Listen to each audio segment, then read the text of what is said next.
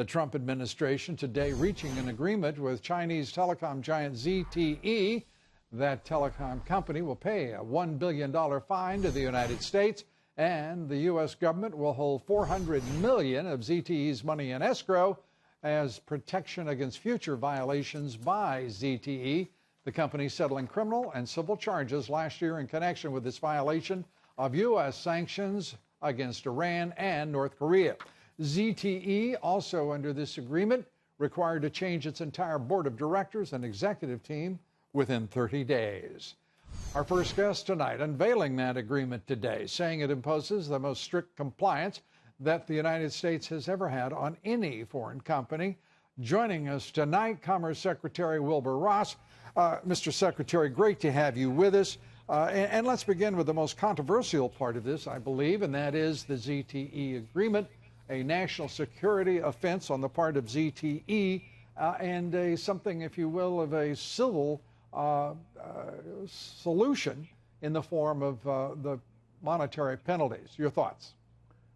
Well, it's more than monetary penalties.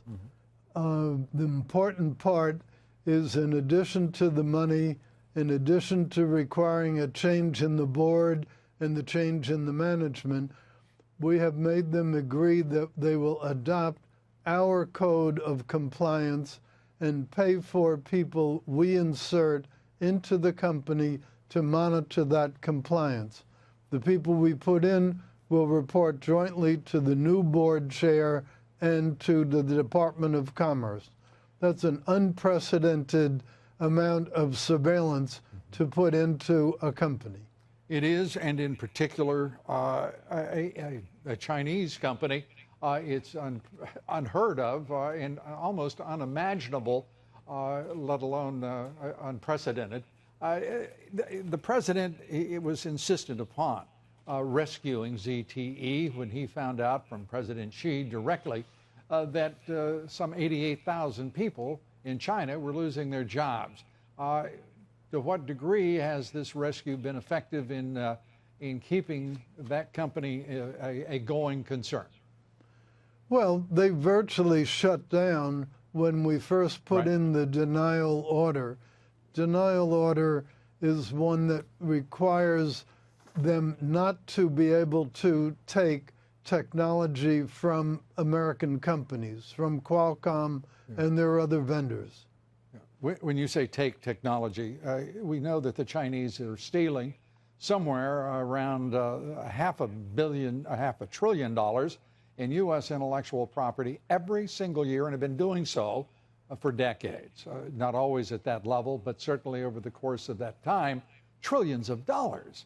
How comfortable are you, how comfortable is the president that that is at an end with China?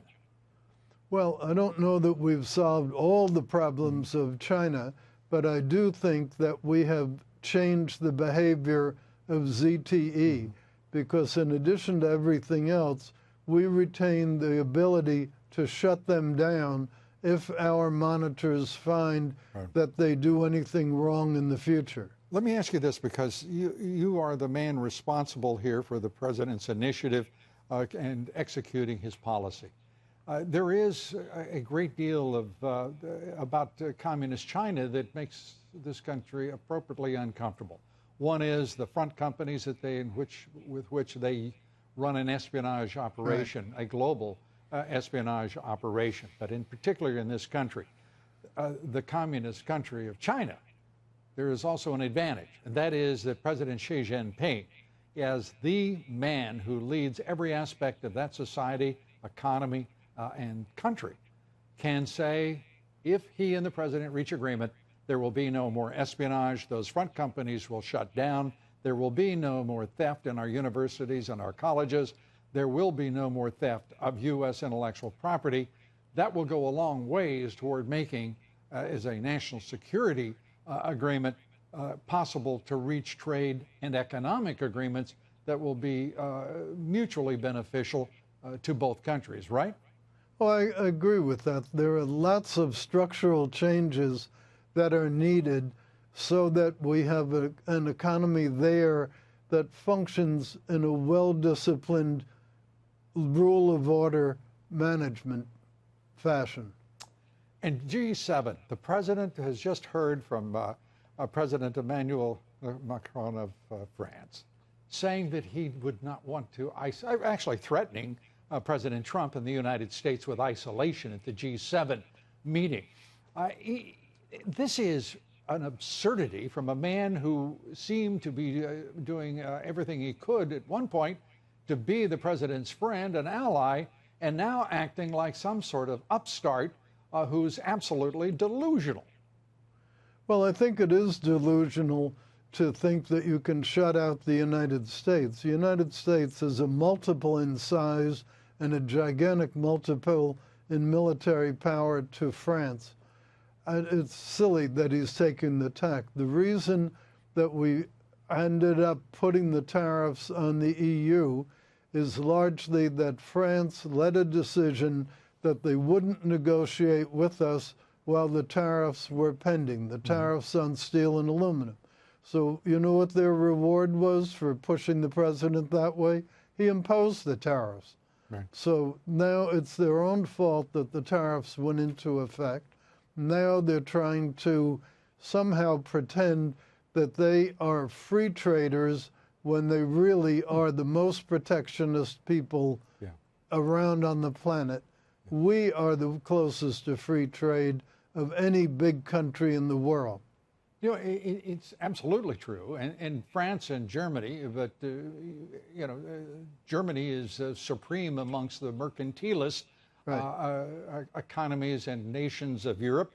But it is absurd that they would be making these protestations when, in fact, President Trump is the only world leader and the leader of the free world talking about balancing international trade relationships, which should be the perspective and the value of the World Bank, the Monetary Fund, the European Central Bank, the European Union itself, and certainly the leaders of Germany and France and the G7. Absolutely right, Lou. The problem is that these countries have gotten away with murder for decades. Other countries, especially the United States, have not pushed back. And in any country's leadership, they'll naturally do whatever they can do to advance their country. Right. As the president has acknowledged, he understands they're serving their own interests. It is now time, as he says, for the United States to be asserting its interests. And thank God we've got a president who's doing exactly that, and a Commerce Secretary doing everything he can to execute the Trump agenda. It is That's for sure. It is great to see you, and much continued good luck. We appreciate it, Mr. Thank Secretary. you, Lou. Thank you, Lou. Secretary of Commerce, Wilbur Ross.